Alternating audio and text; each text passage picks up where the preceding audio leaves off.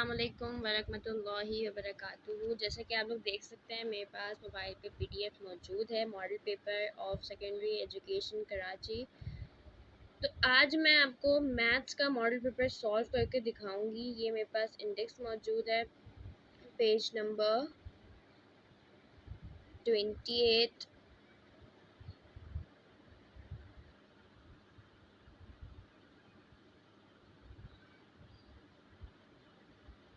तो ये हमारे पास मैथ्स के मॉडल पेपर मौजूद है।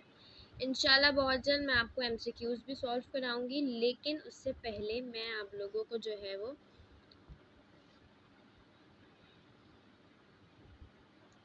Sum solve कराऊंगी।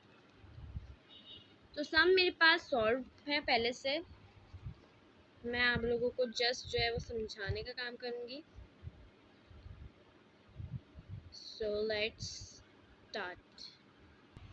तो फर्स्ट क्वेश्चन हमारे पास मौजूद है यहाँ पे सेट्स का।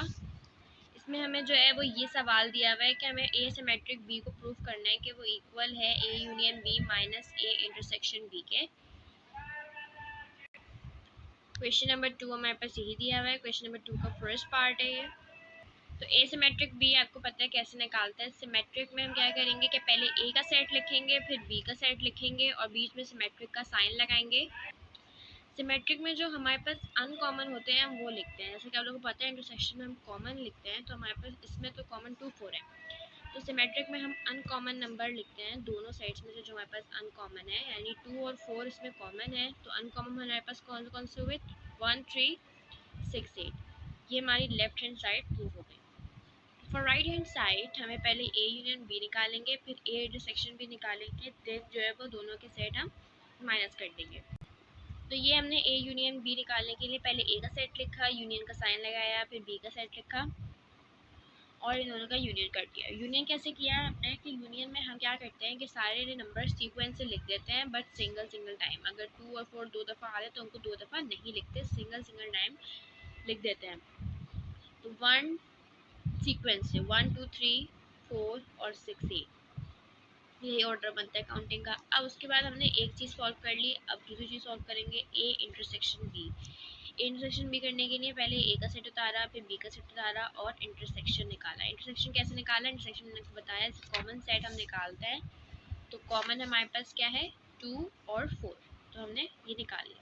अब हमारे पास ए यूनियन बी का भी सेट आ गया, ए इंटरसेक्शन बी का भी सेट आ गया। अब इन दोनों सेट्स को हम जो है वो माइनस करा देंगे। पहले ये वाला सेट लिखेंगे, फिर ये वाला सेट लिखेंगे, बीच में माइनस की साइन लगाई। 2 और 4 कॉमन था तो हमारे पास 1 3 6 8 आ गया। इसका मतलब है लेफ्ट हैंड साइड का जो आंसर आ रहा था और राइट हैंड साइड का आंसर आ रहा है सेम है। तो right hand side left hand side बराबर है। दूसरा क्वेश्चन हमारे पास सिंप्लीफिकेशन का है, ये आप देख सकते हैं, वेरी इजी। तो सबसे पहले तो हम ये डिवाइड ख़त्म करेंगे। जब हम डिवाइड ख़त्म करते हैं तो हम माइनस की साइन लगाते हैं, तो a माइनस बी और पूरी चीज़ हमने ऐसी लिख दी। अब ये जो ए बी है ये इससे जाके मल्टीप्लाई होगा अलग अलग, जैसे यहाँ पर बी सी मल्टीप्लाई होगा, यहाँ पर सी ए मल्टीप्लाई होगा, इस तरह से ए से मल्टीप्लाई हुआ ए स्क्वायर आ गया, साइन बी मल्टीप्लाई होगी, प्लस का ए प्लस का बी मल्टीप्लाई हुआ ए बी आ गया, प्लस का ए माइनस का सी ए माइनस ए सी आ गया। अब ए से ए तो सबसे मल्टीप्लाई हो गया, अब बी माइनस का बी और ए मल्टीप्लाई हुआ तो माइनस का ए भी आ गया, माइनस का बी और प्लस का बी मल्टीप्लाई हुआ तो माइनस बी स्क्वायर आ गया, माइनस का बी और माइनस का सी जो है वो मल्टीप्लाई हुआ तो हमारे पास आ गया B C, minus minus plus. अब इसमें हमारे पास जो है वो एक ए बी प्लस का था, एक ए बी माइनस का था, हमने दोनों को क्रॉस कर दिया। अब बी ए को आप प्लस कर मल्टीप्लाई करते हुए अक्सर लोग लिख देते हैं बी ए, जबकि ये गलत है, आपको फिर आगे में सॉल्व करने में प्रॉब्लम होगी। बी ए कभी भी नहीं लिखेंगे, अगर बी को ए से मल्टीप्लाई करेंगे तो सीक्वेंस जो है ना हमारे ABCD का वो हम फॉलो करेंगे। जैसे अगर ए को सी से मल्टीप्लाई करेंगे तो सी ए नहीं लिखेंगे, ए सी लिखेंगे। तो ए भी हमारे पास इतना कट गया, बीच में मल्टीप्लाई का साइन लगाया, उसके बाद एक्स। अब ये बी मल्टीप्लाई हुआ इस बी से तो हमारे पास बी स्क्वायर आ गया, प्लस का बी प्लस के सी से मल्टीप्लाई हुआ तो बी सी आ गया। फिर हमारे पास प्लस का बी और माइनस का ए जो हुआ, तो अब बी ए नहीं हो गया, ये ए बी हो गया माइनस का। इसके बाद अब ये बी सबसे हो गया मल्टीप्लाई, तो अब सी माइनस सी प्लस के बी के साथ मल्टीप्लाई हुआ, तो हमारे पास आ गया minus B C. Minus C plus के सी के साथ हुआ तो C square. Minus C minus के ए के साथ मल्टीप्लाई हुआ तो प्लस का ए सी, क्योंकि माइनस माइनस प्लस होता है। अब इसमें हम देखेंगे कि एक बी सी प्लस का है, एक बी सी माइनस का है, तो दो ही दोनों कट गए। तीसरे ए में हमारे पास सी ए जो है वो मल्टीप्लाई होगा इस पूरी टर्म से। प्लस का सी और प्लस का ए मल्टीप्लाई हुआ तो ए सी, प्लस का सी और प्लस का सी मल्टीप्लाई हुआ हमारे पास तो सी स्क्वायर, प्लस का सी और माइनस का बी मल्टीप्लाई हुआ तो माइनस बी सी। अब ये हो गया सबसे मल्टीप्लाई। अब ए माइनस का ए प्लस के ए के साथ हुआ मल्टीप्लाई तो माइनस ए स्क्वायर। अब उसके बाद फिर माइनस ए प्लस के सी के साथ मल्टीप्लाई हुआ तो माइनस ए सी, माइनस माइनस प्लस और ए बी हो गया है। अब इसमें हमारे पास एक ए सी प्लस का था, एक ए सी माइनस का था, तीनों कट गए, तो एक एक टर्म सब में से कट गई। अब जो जो हमारे पास बचा, हमने एक एक्स को कॉमन लिया और हमने सब लिख दिया, तो हमारे पास एक स्क्वायर प्लस का था, एक स्क्वायर माइनस का था, कट गया। ए सी एक प्लस का एक माइनस का कट गया, एक बी स्क्वायर प्लस का एक बी स्क्वायर माइनस का कट गया, एक बी सी प्लस का एक बी सी माइनस का कट गया, एक बी स्क्वायर प्लस का एक बी स्क्वायर माइनस का कट गया, एक ए बी प्लस का एक ए बी माइनस का कट गया। आखिर में हमारे पास एक्स की वैल्यू हो गई 0। तो 0 जब भी हमारे पास किसी भी वेरिएबल की वैल्यू 0 जाती है तो उसकी वैल्यू 1 होती है। तो ये हमारा आंसर सॉल्व हो गया। नेक्स्ट क्वेश्चन हमारे पास मौजूद है लॉग का। मैं आपको ये समझाती हूँ कि कैसे हम लॉग बुक में से देखेंगे।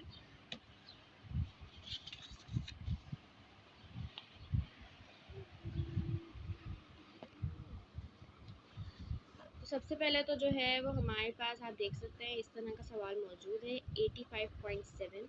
इसको पहले हम लॉग की फॉर्म में लिखेंगे, मल्टीप्लाई और डिवाइड हटा देंगे। लॉग ये लिखा, मल्टीप्लाई हटाया तो प्लस आ जाता है और अगर डिवाइड हटाएंगे तो माइनस आ जाता है, ये हमने लिख दिया। फिर हमने डिवाइड हटाया तो माइनस आ गया, माइनस लॉग 8.89। अब 85 को हम 7 में देखेंगे। ये लॉग बुक हमारे पास मौजूद है। 85 को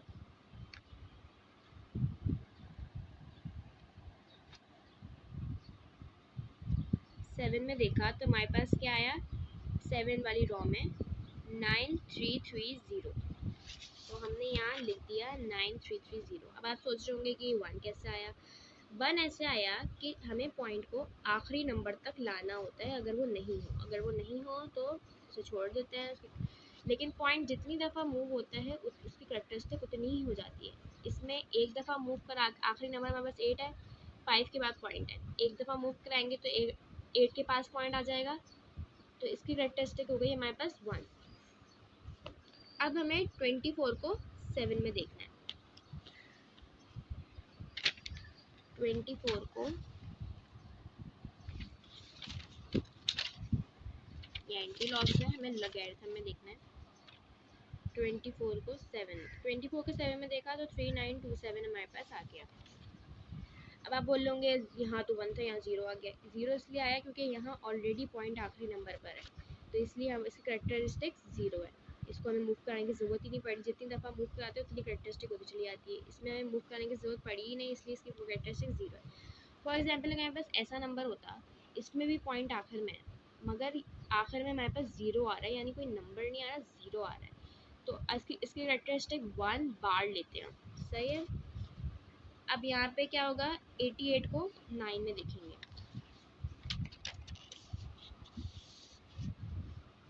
ये हमारे पास 88 आ गया और ये हमारे पास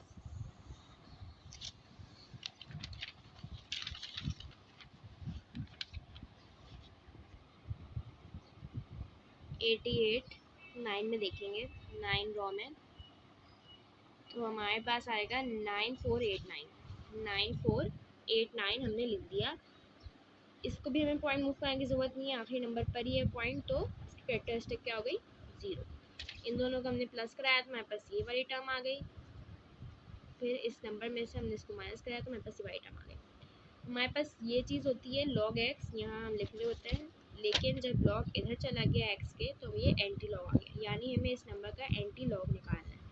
37 को हम देखेंगे 6 की रो में और 8 का मीन डिफरेंस जो है वो हम प्लस करेंगे। 37 को 6 8 अब जो है वो हम लगाए थे, हमें देखते आ रहे थे, अब हम लोग जो है वो एंटी लॉग में देखेंगे। ये देखिए एंटी लॉग ही हमारे पास आ गया। 37 को हमें किस में देखना है, 6 में। 37 को 6 में देखेंगे तो हमारे पास 2377 आ रहा है।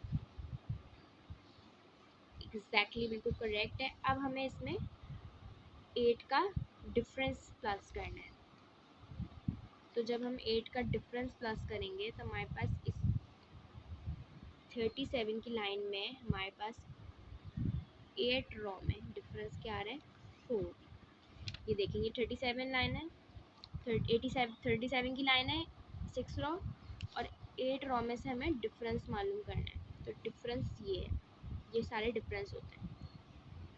तो ये हमारे पास जो है वो 37 की रो में हमारे पास डिफरेंस आ रहा है 4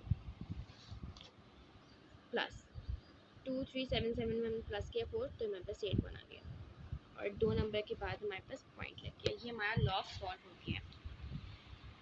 इसके बाद हमारे पास नेक्स्ट क्वेश्चन जो है वो क्वेश्चन नंबर 3 का पार्ट 2 है। ये देखें, अब इसमें क्या है, इसमें हमारे पास एक ए बी वाला सवाल होता था 10 AM में भी हमारे पास ये वाला सवाल है। उसमें बस ए बी को हमने, इन्होंने मॉडल पेपर वालों ने, बनाने वालों ने ए बी को वाई जेड कर दिया। तो हम वही वाला फॉर्मूला लगाएंगे जैसे ये ए बी आ रहा था, बस उसमें हम वाई जेड लगा देंगे, ए की जगह वाई और बी की जगह Z. Cubing on both side, इस पर हमने क्यूबिंग की, इस पे क्यूबिंग की तो फॉर्मूला ओपन होगा, इस पे क्यूबिंग की तो ये 64 आ गया। 4 4 16 और 16 4 64। ये चीज़ हमारे पास यहाँ बन रही थी। अब ये चीज़ हम सॉल्व करेंगे। वाई और जेड ये ऐसे आ गया, 3 ऐसे आ गया। ए बी की वैल्यू यानी वाई जेड की वैल्यू हमारे पास -5 थी, वो हमने यहाँ लगा दी। क्योंकि यहाँ माइनस है तो हमने माइनस का फॉर्मूला अप्लाई किया। वाई माइनस जेड की वैल्यू क्या है, 4, ये हमने लगा दिया। 3 5 15 minus minus plus 4 as it is आ गया। 15 4 60 और प्लस की साइन ऐसे इट इज़ आ गई। अब ये 60 इधर तो सॉल्व हो नहीं सकता, तो उधर जाके माइनस हो जाएगा। जब ये माइनस हुआ तो हमारे पास 4 आंसर आ गया। तो देखें बहुत ही आसान है। मेरा दूसरे पार्ट की लिंक मैं आपको डिस्क्रिप्शन में दे दूँगी। बहुत ही आसान सवाल है ये, अगर आप इसे समझेंगे बहुत आसान हो जाएंगे। इंशाल्लाह आप लोग बहुत अच्छा बोर्ड में कर लेंगे। मॉडल पेपर बहुत ईजी है। बाकी सवाल मैं आपको नेक्स्ट पार्ट में कराऊंगी। अगली वीडियो तक के लिए खुदा हाफिज़।